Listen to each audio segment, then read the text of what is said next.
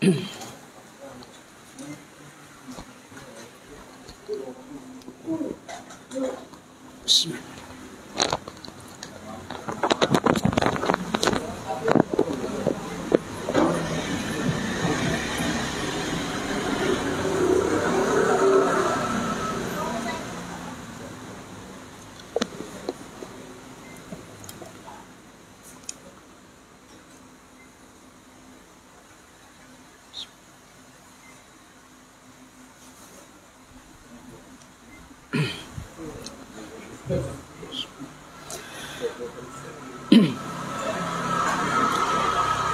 Assalamualaikum warahmatullahi wabarakatuh.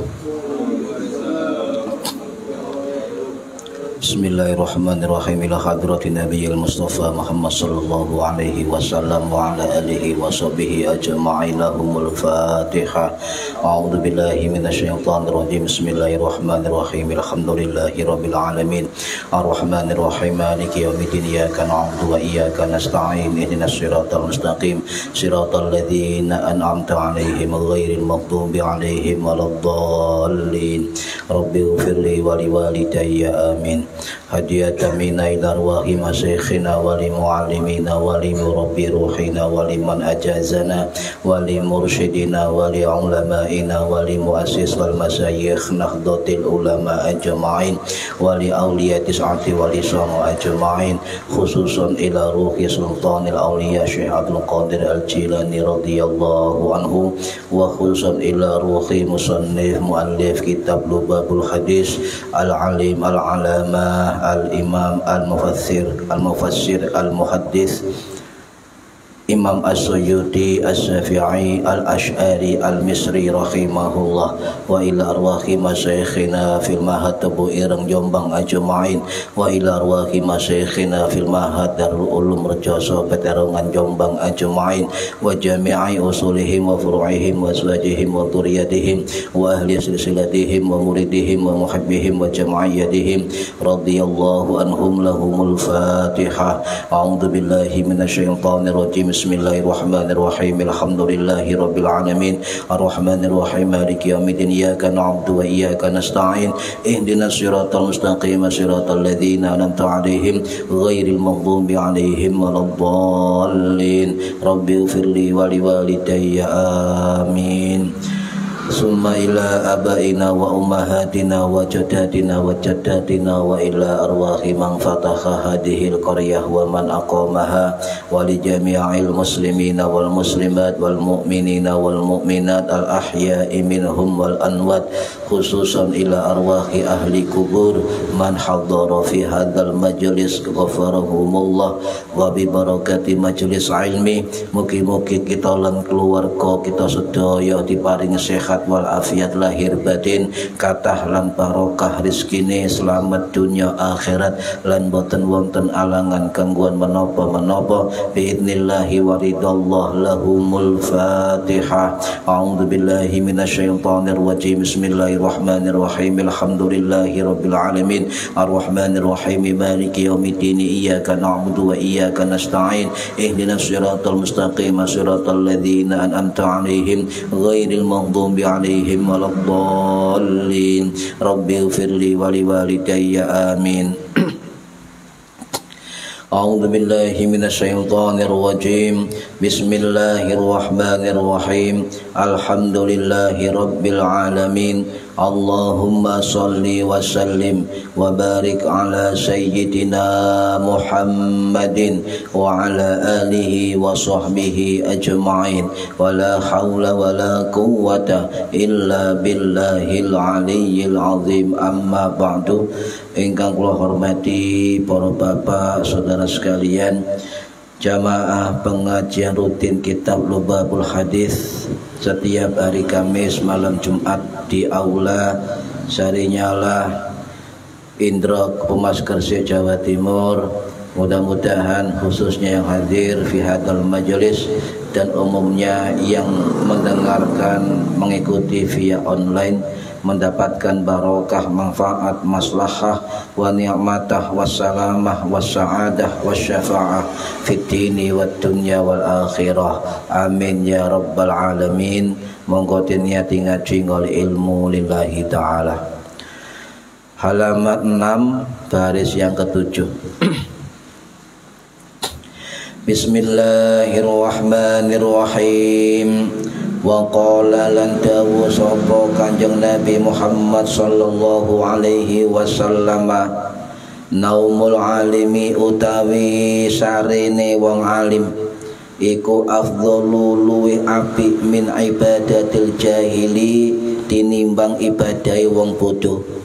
Wa qala lan dawu sapa Kanjeng Nabi Muhammad sallallahu alaihi wasallam, man utawi sapane wong ta'allama belajar sapa man baban ing sabab minal ilmi saking ilmu, ya'malu yang mengamalkan sapa man bihi kelawan sabab, aulam ya'mal utawa orang nglakoni sapa man bihi kelawan bab ilmu, kana ana apa iku afdhalah luwe apik min ayusolliya tinimbang yento ngelakoni salat sapa man alfa rakaatin 1000 rakaat tatawuan sunnah, ibadah sunnah. Para hadirin rahimakumullah, hadis yang ke-8 tentang tidurnya orang alim lebih afdol tinimbang ibadai wong bodoh. Hadis nomor 9 tentang orang yang mencari ilmu, satu bab dari ilmu, baik dia melakukannya, mengamalkannya, aulam ya'mal atau tidak mengamalkannya, tetap afdholah, lebih utama daripada sholat sunnah 1000 rakaat. Niki para hadirin ingkang minulya, ya. Hadis ini memang sebagian ulama mengatakan dhaif, ya, lemah, dhaif, lemah. Tapi sebagian ulama yang lain itu menyatakan jalurnya sangat banyak dan makna hadisnya sangat bagus, ya. Sebab wonten riwayat yang masyhur cerita ketika Kanjeng Nabi niku ketika mau masuk Masjidin Nabawi bertemu dengan iblis di pintu masjid. Nah, ditanya oleh Kanjeng Nabi, "Hei iblis, awakmu lapo nok kene iku? Kok gak menjero masjid?" Iblis jawab, "Aku mau merusak ibadah sholatnya orang itu." Nah, lapo gak mlebu awakmu? Engkate ngrusak ae. Aku wedi. Takut apa? Sebab di sebelahnya ada orang tidur yang alim. Jadi iblis wedi masuk. Sebab ketika mau niat ngerusak ibadah sholatnya wong bodoh, wong awam, itu enggak berani. Sebab di sebelahnya, di dekatnya itu ada orang alim yang tidur. Kami ini aneh. Kenapa aneh? Harusnya kamu ini iblis itu malah takut dengan orang sholat, sholat ibadah munajah kepada Allah, ya, dan sadar nyembah Allah. Lah sampai niki kok wedi wong turu gak sadar piye? Iki basa Jawa ngoten, Pak. Dawa hadis. Ya Muhammad, saya ini takut ketika saya datang merusak ibadahnya orang yang bodoh tadi, orang awam sholat. Saya khawatir di tengah-tengah saya merusak sholatnya, orang alimnya bangun. Nah, kalau orang alimnya bangun terus meluruskan ibadah orang bodoh, gagal saya, gatot saya, gagal total. Ini hadis yang masyhur, Pak. Artinya hadis ini memang sebagai ulama mengatakan dhaif, cuma kisah ini maknanya baik, ya, karena banyak jalur yang menjelaskan dan menguatkan keberadaan hadis tersebut. Jadi ini kita ambil banyak makna. Orang alim yang tidur, ya, dengan orang yang awam bodoh, itu lebih utama orang yang alim tidurnya saja. Cuma kata guru saya, bukan berarti sampai masuk masjid, sampai sholat, ono kiai turu terus setan wedi, enggak gitu maknanya. Ya, artinya ketika orang alim di sebuah wilayah, sebuah daerah itu tidak bangkit, tidak bangun, cuma tidur saja, tidak mengamalkan ilmunya, ya, tidak menyebarkan manfaat kealimannya kepada lingkungannya, masyarakatnya. Sedangkan masyarakatnya orang-orang jahil, orang-orang bodoh, gak ngerti agama, ahli sembahyang iya, ahli ibadah iya, tapi gak ro ilmu nih. Lah, kemudian ketakutan iblis ini untuk menggoda manusia ketika orang-orang alim bergerak, bangkit, ya, bangkit, menyebarkan ilmunya, sehingga banyak orang yang bodoh, yang nggak tahu, nggak ngerti ilmunya menjadi ngerti.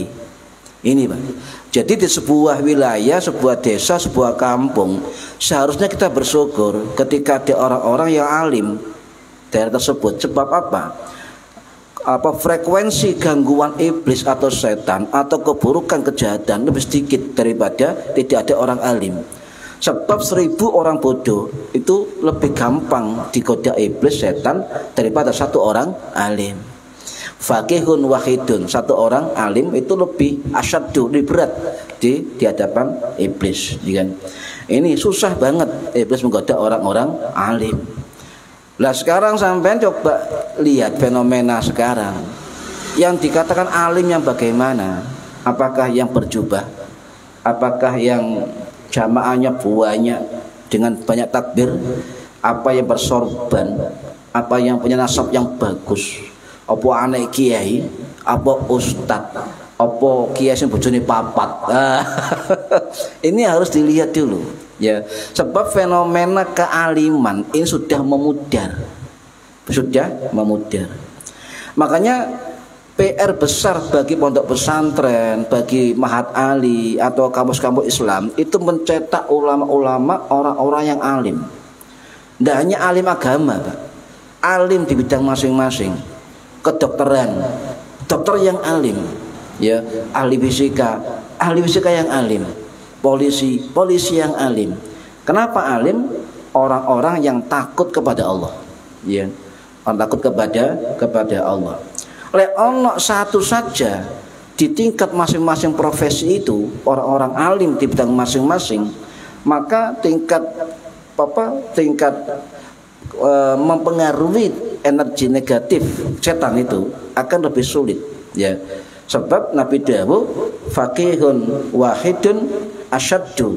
Jadi satu orang faqih, satu orang alim itu lebih berat ala syaitan, bagi syaitan untuk apa? Ya, untuk menggoda. Min alfi abidin, daripada 1000 orang ahli ibadah. Nih, sehingga sampean seketika sering beribadah dan sebagainya, jangan lupa tetap ngaji, tetap mencari ilmu, ya. Sebab proses walaupun kita nggak alim, kita bukan orang fakih, kita bukan orang alim, tapi proses untuk menuju kealiman ada ikhtiarnya. Itu, ya. Nah, jadi seorang berilmu, Pak, itu susah dibujuk orang setan, susah dihadapi oleh iblis dan setan, susah sekali. Ya, mendingan ada orang banyak yang beribadah, gampang digoda, gampang dibujui, ya. Ini. Nah, ada sahabat Kanjeng Nabi, ya, itu pernah menceritakan bahwa hadis Kanjeng Nabi yang bertemu iblis itu derajatnya itu ada derajat gharib. Gharib itu hadis yang diriwayatkan oleh satu orang sahabat saja, ya, satu orang sahabat. Nah, andai kata orang alimnya tidur ya, tidur itu sampai nggak bergerak, nggak lapo-lapo, turu toh di rumah, tidak berjuang, tidak mengamalkan ilmunya, tidak menyebar manfaat, ya. Nah, ini dipertanyakan. Sampai tinggali, Pak, biografi para alim-alim dahulu. Beliau tidak duduk di majelis taklim saja, ya. Harusnya nyun sewu para ustadz, para dai, mumpung online, ketika baca kitab jangan ceritakan tentang isi-isi kitab, ceritakan juga sejarah-sejarah biografi para ulamanya. Hebat-hebat itu, ya, hebat-hebat. Bagaimana perjuangan Syekh Abdul Qadir Jilani, ya, itu menghadirkan puluhan ribu jamaah mengaji mangan kabeh. Bagaimana Imam Malik punya banyak santri ketika pulang disangoni. Bagaimana perjuangan Imam Hambali itu sampai ke pelosok desa dakwah dan sebagainya. Imam Syafi'i juga sama. Jadi banyak ulama dulu yang bukan hanya duduk di majelis taklimnya, tidak hanya menulis di rumahnya, tapi mereka juga terjun di masyarakat. Ini harus diceritakan, ya. Karena saya lihat jarang menceritakan tentang tingkah laku atau pribadi biografi dari para ulama. Ya. Ini harus diceritakan agar generasi ke depan tahu bahwa ulama-ulama itu ternyata alimnya itu alim yang kafah, alim yang utuh, aliman. Sehingga lek gak alim ngaleman, ya. Ngaleman lek ana kancane gak wani. Ya. Ijen gak wani, ana kanca baru wani. Allahu Akbar. Ijen gak wani. Ya itu ngalim-ngaliman. Nah, orang alim harus hadir tengah-tengah masyarakat. Bangun, jangan tidur, ini maksudnya. Orang alim harus hadir tengah-tengah masyarakat, menyebar ilmunya. Karena itu yang paling ditakuti setan ketika ada orang alim tampil, Pak. Wedi. Apalagi banyak majelis ilmu yang didirikan, itu akan mengurangi frekuensi dari kegaduhan setan. Ya, jadi nilai positif ini harus kita dukung, kita support. Siapapun yang bergerak dari orang-orang yang alim. Ya. Jadi kita lihat banyak orang ahli ibadah tapi ke ahli ilmu. Wes gak usah diatur lah awak dhewe ae lah. Sampeyan salat, ya. Sampeyan salat. Ya. Sampeyan salat itu apal gerakannya, apal bacaannya, ya. Tapi saya tanya, rukunnya salat ana piro? Rukun sholat ada berapa? Sunnah sholat ada berapa? Apa yang membatalkan sholat? Makruhnya apa saja? Kalau dalam mazhab Syafi'i, sunnah hayatnya apa saja? Sunnah abadnya apa saja? Syarat-syaratnya apa saja? Terus makna-makna bacaan apa? Waya doa iftitah yang sunnah, Al-Fatihah, surat pendek, bacaan sujud, bacaan i'tidal, bacaan rukuk, bacaan tahiyat dan sebagainya, tahu makna. Nah, ini dimaksud orang awam, orang awam. Lah, artinya ibadah orang awam ini banyak yang salah karena tidak ada ilmunya. Maka yang dikhawatirkan setan, orang alim meluruskan, ya, bacaannya, gerakannya dengan ilmu, ya, dengan ilmu. Jadi orang-orang sekarang ini yang sewu tidak mengandalkan ilmu tapi mengandalkan nafsu. Apa nafsu itu? Karena salah satu kendaraan dijadikan dekat dan dikenal oleh banyak orang, diakui banyak orang, dia ahli ibadah. Contoh, imam musola mendino ngimami, ahli ibadah. Memimpin tahlil, ahli ibadah. Memimpin sholawat, ahli ibadah. Tapi sekarang jarang majelis sholawat disusupi, diselingi dengan ilmu, ya. Sehingga fanatisme itu berlebihan, bukan terhadap Kanjeng Nabi, tapi terhadap pemimpin majelis sholawat. Ini kritik buat kita semua, ya, kritik. Seolah-olah pemimpin sholawatnya itu maksum, tidak salah. Betul gak ini? Ini fenomena, Pak. Fenomena. Ya. Bahkan ketika pemimpin sholawatnya dihina atau dikritik orang lain, diluruskan, itu gampang mencaci maki. Oh, anjane munafik, panjane kafir, panjane zalim, masuk neraka. Ini bentuk fanatisme spiritual yang berlebihan. Sebab apa? Umat dibangun dengan semangat agama, tapi nggak diisi kontennya dengan ilmu. Ini terjadi, Pak. Ini pernah diprediksi oleh sahabat Udzaifah al-Yamani. Suatu hari nanti ada zaman di mana banyak orang ahli ibadah dengan nafsu, dengan fanatisme, tetapi nggak punya ilmu.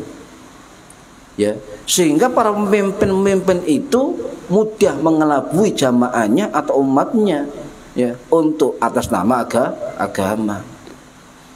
Ya, contoh Mas Samsu misalnya, Mas Samsu dakwah Sarinyala, sampean harus wajib nyetor 5 juta ke Sarinyala.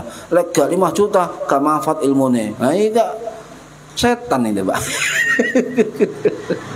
Wong sumbangan kok maksa atas nama agama. Hati-hati, ya, Bon.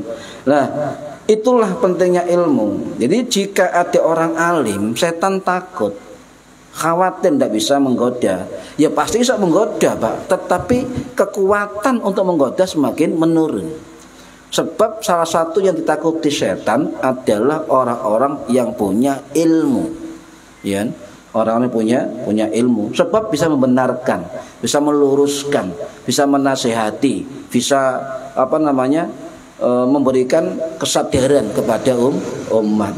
Nah, inilah akhirnya kesalahan-kesalahan yang direncanakan oleh setan itu gagal total atau lebih kecil nilainya, sebab banyak diluruskan oleh orang-orang alim. Nyun sewu, sampai ahli ibadah, jangan sekali-kali mengandalkan ibadah sampean. Sampean contoh imam musola, mendinong imami, aku imam musola, kate lapo kon misale. Jangan, Pak. Habis itu, terbakar amalnya itu. Habis, Pak. Ya. Akhirnya amalnya habis, kebagusannya habis, sisanya nafsu. Lah, apa yang diandalkan? Ini banyak terjadi. Merasa paling banyak amalnya. Ini hati-hati. Merasa paling banyak amalnya. Sehingga sekarang banyak dibalik. Wong duwe ilmu direndahkan, ahli ibadah kan duwe ilmu diangkat dengan modal sorban dan jubah. Hati-hati, Pak. Nggih, Bon. Kemudian meremehkan orang lain. Loh, kenapa orang ahli ibadah yang suka begitu? Kok sering begitu? Sebab amalnya sudah hangus. Paham nggih? Amal sudah hangus, sebab sudah merasa paling ini sudah habis, Pak. Tinggal negatifnya, ya. Hati-hati. Inilah penyakit yang kemudian penyakit rumongso. Contoh, rumongso jadi ketua A, ketua B, rumongso jadi tokoh agama, rumongso jadi ditokohkan, dan sebagainya. Ini kemudian rumongso, ya.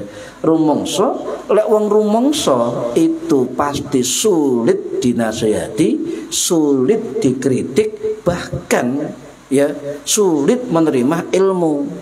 Bahkan yang meluruskan itu dibenci, sebab apa? Merasa diancam status kedudukannya sebagai orang yang ditokohkan. Inilah efek orang mengandalkan ibadahnya, paham nggih? Hati-hati. Ibadah sampean niku, Pak, hakikatnya itu untuk Allah,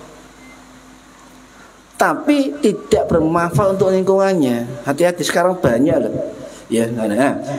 Tapi jika ada orang merasa alim, Pak, ya, tapi tidak karena kualitas dirinya, sekarang banyak. Contoh, saya orang yang hebat sebab saya nasabnya bagus, ya. Itu orang hebat. Kenapa? Jubahnya bagus, serbannya bagus. Mana gue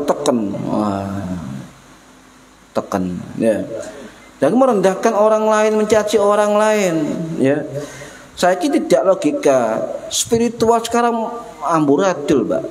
Bangunan spiritual umat sakniki niku amburadul. Kenapa amburadul? Wong-wong sing menciptakan, mengedepankan simbolitas agama dengan jubah, dengan sorban, dengan nasab, ya, itu dihormati oleh banyak umat. Sedangkan orang-orang yang punya ilmu, khususnya nyun sewu kiai-kiai kampung, sing ngajar-ngaji sampean abata sajaha direndahkan. Makanya salah satu saya nggak sepakat begini. Ketika ada ulama kiai diundang ceramah umum, pengajian umum, dilulukan, diantar, dicium tangannya, diberikan kedudukan yang di depan. Guru sampean sing ngajar alif ba ta di kampung gak direken belas. Astagfirullahaladzim. Ini fenomena. Ini fenomena. Loh, Buya Yahya Cirebon itu pernah marah, Pak. Diundang, ya, mau dimulai sebentar nunggu Pak Kiai. Diundang nunggu Pak Kiai. Nah, ketika kiainya datang, nggak ngerti Buya Yahya ini naik sudah pancol Pak Kiainya. Nggak disambut sama sekali. Tanya Buya Yahya, itu siapa? Itu guru ngaji saya. Itu guru orang ngaji sak kampung. Kualat sampean semua, ngono ya. Kenapa? Saya nggak kenal sampean. Saya nggak kenal saya, diundang. Tapi orang yang mulia kiai kampung ini sampean sepelekan. Gitu, akhirnya ditarik di depan. Hati-hati Pak. Ini budaya jangan begitu ya. Ya tetap hormat tamu, hormat kiai, ulama tetap. Tapi jika ada kiai di kampung kita yang ngajar-ngaji kita, ya sejak kecil jangan diremehkan. Hormati. Ya. Bahkan kiai saya dulu di Jombang itu setiap diundang pasti tanya, pundi kiai ini, disuruh maju. Kita hormat kepada para kiai-kiai kampung. Ini istilah Gus Dur, kiai-kiai kampung. Mereka yang berjasa, yang ikhlas, ikhtiar, korban waktu, korban apapun, itu lebih ya daripada orang-orang yang dipandang hebat-hebat di luar. Ini, don. Jadi ini janganlah kemudian kita menghormati orang-orang yang mengandalkan tadi itu. Kalau alim sungguhan, adabnya bagus, atawadhu, rendah diri, monggo kita hormati. Tapi kalau nggak punya adab, nggak punya akhlak, nggak punya ilmu, ya tetap kita hormati sebatas itu. Ya. Nah, kemudian kalau terjadi begini fenomena sekarang, orang-orang tidak alim itu, wah ya Allah, akhirnya pengikutnya itu salah jalan. Ya, salah jalan. Ukuran beragama sekarang ambiar. Parameter orang beragama saat ini ambiar. Kenapa ambiar? Sebab ukuran beragama bukan pada ilmu, adab dan akhlak, tetapi pada simbolitas yang rendah. Hati-hati Pak. Ya. Pokoknya intinya gini. Ada apapun yang sekiranya banyak orang, tapi tidak ada ilmu di dalamnya. Ini ya harus ada ilmunya. Sehingga yang terjadi ketika umat digiring untuk ke situ dengan simbolitas tanpa adab, tanpa ilmu, ya ukuran agama ambiar. Kenapa? Akhirnya caci maki, fitnah, hasud, mulut kotor, merendahkan dan sebagainya, bukan dipandang haram, tidak dipandang maksiat, diperbolehkan di dalam agama. Bahaya enggak ini Pak? Bahaya enggak? Bahaya. Titik kafir, titik munafik, titik anak zina lah. Iki wong duwe ilmu apa gak kayak gitu. Ambiar Pak. Parameter beragama ini ya Allah ya. Harus ya kita harus menjaga ya. Nah, orang alim itu saya nggih. Biasanya di musuh setan itu cari bola tentaranya, cari temannya. Sampai lihat orang alim di mana berada di daerah masing-masing selalu dimusuhi. Selalu caci maki. Selalu direndahkan, selalu difitnah, dihasut dan sebagainya. Mengapa? Sebab orang lain merasa terancam kedudukannya sebagai tokoh agama. Ini fenomena di mana-mana, fenomena. Makanya orang-orang alim itu orang ikhlas. Dicaci, mesem, difitnah, mesem, dilokno, mesem. Ya macam-macam, malah didungakno. Subhanallah. Coba sampean dilokno wong ndungakno apa mbales? Ayo Pak Parli mau meneng Pak. Pak Parli lho dilokno wong ndonga apa mbales? Angel nggih. Inilah ilmu Pak. Inilah ilmu. ya. Inilah ilmu. Makanya ya kita harus hati-hati, ya, hati-hati untuk memilih mengikuti orang-orang yang dikatakan orang alim. Nah, para ulama ini membagi, ya, setan itu takut dengan 4 orang, ya. Takut dengan 4 orang. Sinten? Yang pertama, ya, orang-orang yang betul-betul takut kepada Allah, khasyah. Wedi marang Gusti Allah, ya. Wedi marang Gusti Allah. Dan orang-orang yang membenci, merendahkan ulama-ulama lainnya ikhlas tadi, itu sudah direkam oleh Gusti Allah. Coba sama lihat di surat Imran ayat 175. Panjang ayatnya, cuma ada kalimat fala takhafuhum. Artinya jangan kamu, ya, takut dengan mereka. Termasuk setan, ya. Dan barantaranya wa khafuni, takutlah kepadaku, kata Gusti Allah, wa in kuntum mu'minin, jika mereka orang-orang mukmin. Gak usah wedi nah barang apa ae, ya. Takutlah kepadaku. Lah ulama itu begitu. Jangan dikira kemudian orang alim dicaci maki diam dia, tidak. Dia mengadukan diri kepada Allah Subhanahu wa taala. Bentuk ketakutan. Sebab kalau orang alim marah, Pak, Masya Allah, ya. Ya. Wong sampai nek ngamuk lho karo setan, bener enggak? Loh, sampai nek ngamuk karo setan, karo setan. Melayu. Kasih to ngamuk. Nah, ini jangan ikuti mereka, ya. Kalau menyebabkan keburukan, kemudorotan, menyebabkan sampai fanatik buta, ya, dengan bukan parameter ilmu tapi parameter nafsu, ya. Nah ini, nah kemudian Kanjeng Nabi sudah berpesan, man khafallah akhafallahu minhu kullu syai. Sabane wong sing wedi marang Gusti Allah, ya, maka Allah menjadikan dia sesuatu takut kepadanya. Jadi barang siapa yang takut kepada Allah, maka Allah akan menjadikan segala sesuatu takut kepadanya. Sebaliknya, waman lam yakhafillah khafa min kulli syai. Lek wong gak wedi Gusti Allah, maka Allah menjadikan segala sesuatu itu menakutinya. Ini artinya orang-orang alim itu betul-betul hatinya wedi marang Gusti Allah. Lek wedi Gusti Allah berarti gak ngelakoni larangan Gusti Allah. Jadi jangan dianggap orang alim diam. Diamnya bukan diam marah.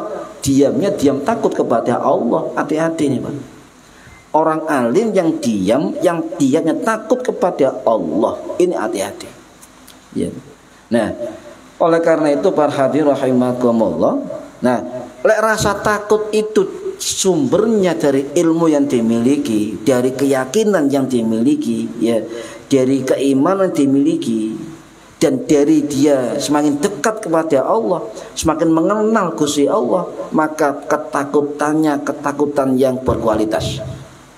Ini sih ngomong Imam Ibnu Katsir rahimahullah dalam kitab Tafsir Ibnu Katsir sing wafat tahun 1373 Masehi di Damaskus. Jadi orang alim itu tidak banyak bicara, ya, tidak banyak bicara. Jadi sekali lagi para ulama, ya, itu takut kepada Allah, ya.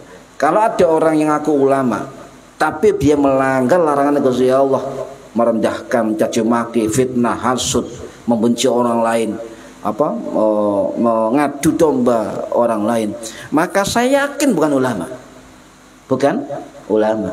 Sebab semua yang dilakukan, caci maki, mulut kotor, kasar dan sebagainya, itu yang dilarang oleh Allah dan Kanjeng Nabi. Lek ulama temenan gak ngira ngelakoni. Sebab itu wedi marang Gusti Allah. Nah, lek ngelakoni dudu ulama, ngelama, betul. Hati-hati, Pak. Ya, aku ya kudu emosi, ya emosi apa? Fenomena sekarang, Masya Allah. Ya. Sebab khosyah orang takut nusewu nggih. Innama yakhsyallah min ibadihil ulama. Saat temene wong sing wedi marang Gusti Allah, hamba-hamba sing napa? Sing ulama, alim, ya. orang alim. Misalnya ngaku orang alim tapi musuh wong liya. Ngaku wong alim tapi gak ngajari umat nyedek Gusti Allah, nyedek awake dhewe. Sering saya katakan ini. Ya, sering kita sampaikan. Nah, makanya kenalilah ulama-ulama yang sama jadikan panutan. Cari ulama-ulama yang khosyah, yang betul-betul takut dan wedi marang Gusti Allah. Ya. Jadi kadar takutnya begini, Pak. Ada keterangan Ibnu Rajab Al-Hambali rahimahullah sing wafat tahun 1393 Masehi dari Damaskus dari mazhab Hambali niku dawuh. Kadar khosyah, kadar ketakutan yang wajib dimiliki oleh orang adalah dia seukuran ya yang bisa mendorong dia untuk melakukan kebaikan. Jadi orang-orang yang muhsinin yang melakukan kebaikan termasuk golongan orang-orang khosyah, takut dumateng Gusti Allah. Sebab nglakoni apik ninggal dosa. Wedi marang Gusti Allah. Ya, jauhi yang haram, jauhi yang maksiat dan sebagainya. Ya. Jadi semangat ibadah tetap tinggi. Wong alim iku Pak tidak berhenti golek ilmu, tidak. Terus dia cari ilmu. Tawadhu, ketaatan, kebaikan terus bertambah. Inilah ketakutan yang terpuji, yang mahmudah. Khosyatul mahmudah dan terpuji. Ya, ono ketakutan sing gak terpuji welek. Ya, welek. Ya. Mulutnya ngomong takut dumateng Gusti Allah. Kita harus takut dumateng Gusti Allah. Innama yakhsyallaha min ibadil ulama. Ya. Tapi dungone donga elek to. Saya yakin bukan ulama. Ya, karena tidak ada ketakutan sama sekali dalam dirinya. Tawadhu'nya enggak ada. Ya, adabnya tidak ada. Nah, inilah. Jadi rasa khauf ini, rasa ketakutan orang alim itu realisasi sifat ihsan. Jadi ketakutan ulama, ketakutan orang alim dumateng Gusti Allah niku realisasi sifat ihsan. Ya, sifat ihsan dalam kehidupan.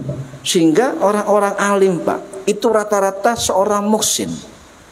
Dia punya jiwa ihsan, merasa dilihat Allah dan dia merasa melihat Allah sehingga enggak mau ngelakoni barang-barang dilarang oleh Allah, wedi marang Gusti Allah sehingga menjadi pribadi yang muhsin.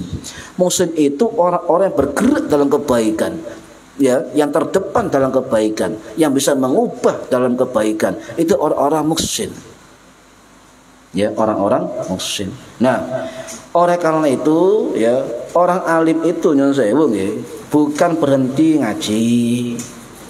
Ya, bukan berhenti kemudian belajar, tetap ngaji, tetap sepanjang hayatnya dia belajar. Memperbarui kadar keilmuannya. Ya. Misalnya lihat tokoh-tokoh kita, ya Syed Agil Sirot, wis profesor, doktor, lulusan Arab Saudi, saya ngaji Lirboyo. Oh, ya kan? Gus Reza, Gus Kausar, siapa lagi yang alim-alim itu kan? Saya ngaji. Ya. Gus Yusuf Hudhori itu saya ngaji pada beliau. Gus siapa sing risal Gus Bah, saya ngaji nak sarang. Nah, gak berhenti ngaji, itu orang-orang alim, Pak. Ya, orang-orang alim. Malah kalau merasa alim terus mandek gak ngaji, setan menang. Ya, setan menang. Wah, sukses aku. Orang merasa alim tapi gak mau ngaji. Lek wong bodoh nyun sewu, Pak. Nyun sewu iki, wong bodoh. Atau dalam kitab ini orang ahli ibadah. Ya, ahli ibadah. Itu biasanya nyun sewu merasa cukup dengan ibadahnya, merasa cukup dengan ibadahnya. Ya. Akhirnya menimbulkan apa? Tidak mau direndahkan orang lain. Ya. Dudukannya merasa dekat dengan Gusti Allah. Ya. Ini tidak mau hadir majelis ilmu dan sebagainya, pilih-pilih majelisnya. Ini tidak boleh, Pak. Jadi harus dihindari orang-orang yang merasa alim tapi tidak punya ilmu. Pesan guru saya ngeten, Pak. Pesan guru saya ketika pondok dulu itu waktu ngaji kitab napa Ihya Imam Ghazali niku dawuh, dadi wong alim menina masyarakat ngono guruku. Ya Kak Latif. Dadi wong alim nek masyarakat bukan hanya awakmu duweni ilmu tok, ngoten. Tetapi kamu harus berbaur nang masyarakat. Awakmu kudu memiliki kepribadian yang muhsin, yang memperbaiki masyarakat. Beramal ma'ruf nahi mungkar, berbaur nang masyarakat. Ojo lungguh tok, ojo nang dampar tok, ngoten. Pesene guru kula. Saalim-alime santriku meneh nang masyarakat, dok sampai jadi patung jero omah. Metu nang masyarakat. Iku sejatinya orang alim, kata beliau. Ya. Itu kata, gak kemudian sampai merasa tokoh dikawal, menjero disemanggakno, sampai banser ngawalno kapet abang. Ya, mulai diterno. Ya Allah. Nah, ini ya. Lah itu terus menerus terjadi. Sampai merasa disanjung, ini enggak dirubah dalam hati kita jadi ilmu rumangsa. Dilokno ya ngamuk, gak di sopo ya ngamuk, gak dihormati ya ngamuk. Ya, pilihan pengurus gak dadi pengurus ngamuk, dadi pengurus dadi urusan. Susah. Ini ini harus dihindari, Pak. Jadi makanya kata Imam Ghazali ngaten, jambir. Ya. Uang itu tidak soleh tok. Ya.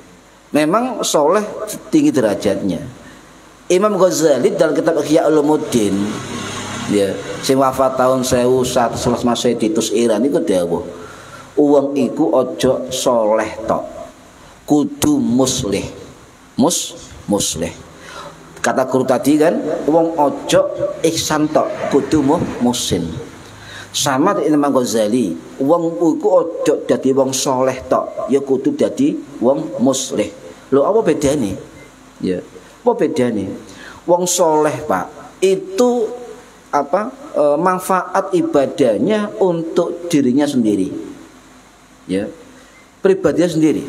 Wis pokoke aku sembahyang, aku maca Quran, aku wiridan jamaah, wis gak peduli yang lain. Itu betul-betul soleh, tetapi belum muslih. Ya, belum muslih. Nyaman dengan dirinya sendiri, ya, gak peduli orang lain, tidak berfaedah untuk lingkungannya. Tetapi soleh niku di atas soleh.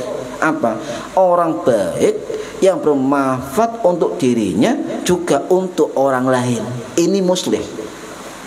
Ya, muslih. Orang yang soleh menciptakan efek kesolehan sosial. Ini muslih. Orang yang soleh bergerak dalam perjuangan masyarakat dan berubah jadi lebih baik, itu orang muslih. Ya, orang muslih. Kualitas kebaikannya tidak untuk dirinya, Pak, tapi untuk orang lain. Ya, menciptakan amal-amal jariah di masyarakat. Makanya jarang orang yang ngaku berilmu berjuang. Nyun sewu. Wong ngaku berilmu, wong ngaku wis ustad, nyun sewu, wong ngaku wis kiai njero kampung. Ayo deloken akeh ndi lek kumpul jabakti melok. Loh, iki ya apa Cak Arif? Bener enggak? Ini jadi tetap harus ikut ya. Nah, orang muslih itu ya tidak hanya untuk dirinya, dia tetap berjuang, Pak. Sebab muslih itu merubah yang baik. Tetap berjuang. Makanya saya nyun sewu itu lebih menghormati orang-orang yang biasa-biasa tapi mau berjuang. Daripada nampak soleh dirinya tapi tidak mau berjuang. Enggak kelem berjuang, akhirnya yang berjuang tadi oleh hasil diakoni hasilnya. Kurang ajar namanya itu. Hati-hati ya, hati-hati. Lek pancene gak bergerak, tidak punya efek apapun, ojo diakui lah ya. Ya, punya kedalaman. Jadi orang-orang yang bergerak muslih ya, punya ilmu di masyarakat. Ini kata Imam Ghazali, orang-orang yang punya kedalaman ilmu dan ketinggian akhlak. Ya, ini penting dipahami. Nah, kemudian mereka punya ilmu adab, punya ilmu tauhid, punya ilmu agama, punya ilmu fikih, punya ilmu tasawuf. Itu implementasinya, fakta ilmunya ke masyarakat. Percuma orang alim punya ilmu tapi tidak disebarkan. Mampu Pak ilmunya, paham? Kayak banyu, kayak air ya. Air gak mengalir, yo dioyoi wong yo. Kalau itu terus macam-macam, ambu gak bau. Ya, itu. Jadi itu orang-orang muslih. Jadi orang muslih itu mencerminkan akhlak yang utuh, Pak. Ya. Berinteraksi dengan orang lain. Sampai nggak akan tahu dia orang alim, dia orang soleh, dia orang beradab, dia orang berkualitas tanpa berinteraksi dengan orang lain. Sebab menciptakan simbol kesolehan pribadi gampang. Contoh, apa? Cak Agus wis sama Serbani. Wah, cobai. Yo sing kuwate cerbai kayak Imam Ghazali, kuwate kayak tasbih bonang. Kayak karpet sing api disemprot minyak wangi. Wah, kayak soleh. Kayak tekom juga, masya Allah. Kayak tekom Cina, Agus Li.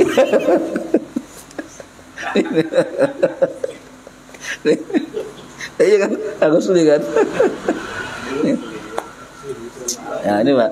Jadi muslih itu menyun sewu, ya. Muslih iku ya orang soleh yang berkiprah di tengah masyarakat.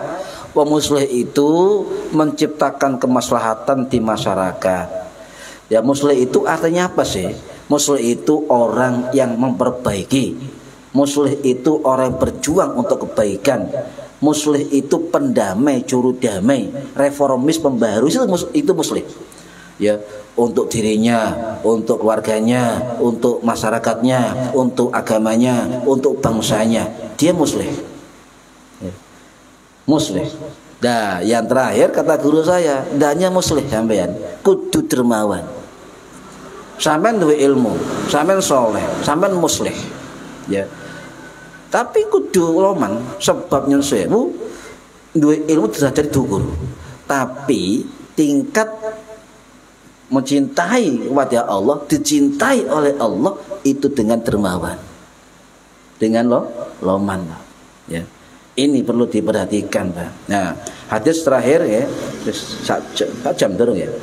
Man ta'allama baban, siapa yang belajar satu bab ilmu, minal ilmi, ya'malu bihi, dia mengamalkan ilmu itu, aulam ya'malu bihi, atau tidak mengamalkan ilmu itu, karena afdholah min ayusolliya, ya, alfa rokaatin, tetap dia akan mendapatkan afdhol, keutamaan daripada 1000 sunnah rokaat. Ini hadis kanjeng Nabi. Situ wonten ta'allama, mempelajari. Ta'allama ya ta'allamu itu fi'il wazan, ya, dari tafa'ala yatafa'alu. Nah, kalau ta'allama fi'il madi. Kalau sampean dikatakan ta'allama, ya, itu fi'il madi, berarti sampean sudah melakukan belajar ilmu.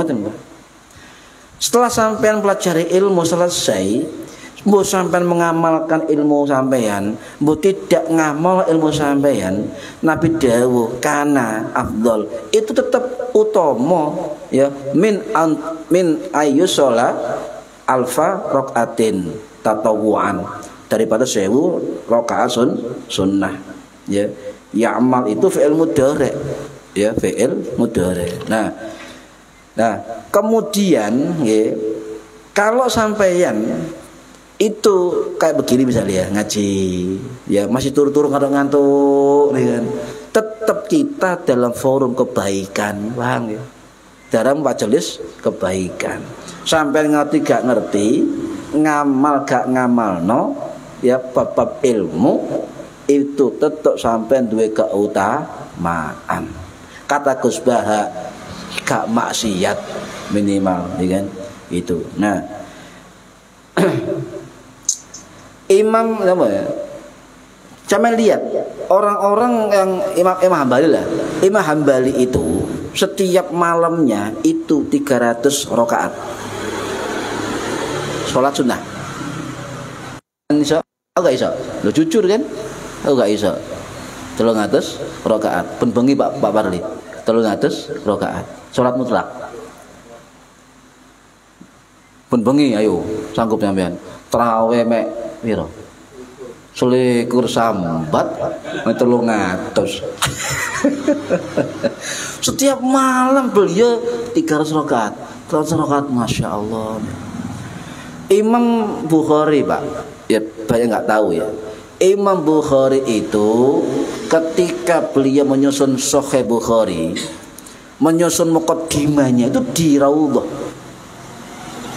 Hadis satu mau ditulis oleh Imam Bukhari, sembahyang 2 rakaat. Sembahyang 2 rakaat. Dia petunjuk nang Gusti Allah. Iki bener Sahih apa gak? Kemudian melanjutkan nulis Sahih Bukhari di depan Ka'bah. Itu Imam Bukhari. Lah, pertanyaannya, pernahkah Nabi melakukan sholat sebelum menulis? Pernah? Bagus, pernah? Enggak kerungu. Berarti bid'ah kan? Berarti bid'ah. Pertanyaannya begini, wong sing biyen-biyen sing kono-kono ya, iku Bukhari, Sahih. Tapi ketika nyusun kitab Bukhari, Imam Bukhari melakukan kebid'ahan. Napa? Salat sadurunge nulis hadis. Ini Imam Hambali 300 rakaat.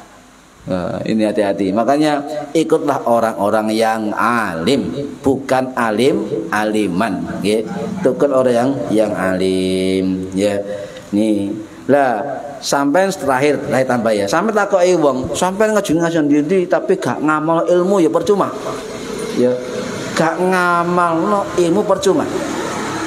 Saya jawab, sampai sekolah wis pirang tahun? SD, SMP, SMA? Nah, nyantol kabeh ilmune, diamalno kabeh ilmune. Nah, itu juga ilmu, Pak. Itu juga ilmu, tidak hanya agama. Pak Pur, ya pengalaman mulai SD, nyantol ilmune. Fisika, kimia, biologi. Pak Nur Alam, lali kabeh. Jadi gak iso ngamalno, betul? Gak iso ngamalno. Ya. Lah, kemudian ada beberapa ulama mengatakan, ya, Hudzaifah al-Yamani sahabat Nabi ini dawuh ngeten. Cincak tadi apa dalil sampean, ya. Mene-mene iku ana zaman wong sing golek ilmu tapi tidak mengamalkan ya ilmunya. Lek mengamalkan ilmunya bil usyuri, minimal 10% dari yang diilmuni. 10%. Sing ngomong sinten? Sing ngomong sahabat Hudzaifah al-Yamani sing wafat tahun 656 Masehi di Madian Irak, termaktub dalam kitab Imam Ar-Ramli ya Al-Ghayatul Bayan syarah Matan Zubat Ibnu Ruslan wonten niku 10%, 10 dari ilmu kita. Contohnya ten gampangane wis. Sampeyan salat sunah ro nggih, salat sunah apa ae? Qabliyah, ba'diyah, duha, hajat, tahajud, tasbih. Ono piro iki, Bang? Anggapnya ono 6, sing ngerti kan? Terus sampean sholat sunnah qobliyah tok mencakup 10%. Nah, itu dianggap oleh Imam Ar-Ramli sebagai mengamalkan ilmu. Tidak mungkin semua diamalkan, Pak. Imam Nawawi gawe kitab ratusan kitab kabeh diamalkan? Tidak. Syekh Nawawi puluhan kitab kabeh diamalkan? Tidak. Ya, jadi ada ukurannya adalah fa'mal walau bil usri. Ya, lakukan amal-amal ilmu itu minimal adalah usyur 10%. Paham nggih? Wong-wong gak ngamal ilmune gak ngene-ngene, ya gak kurang adoh maca kitabe ya.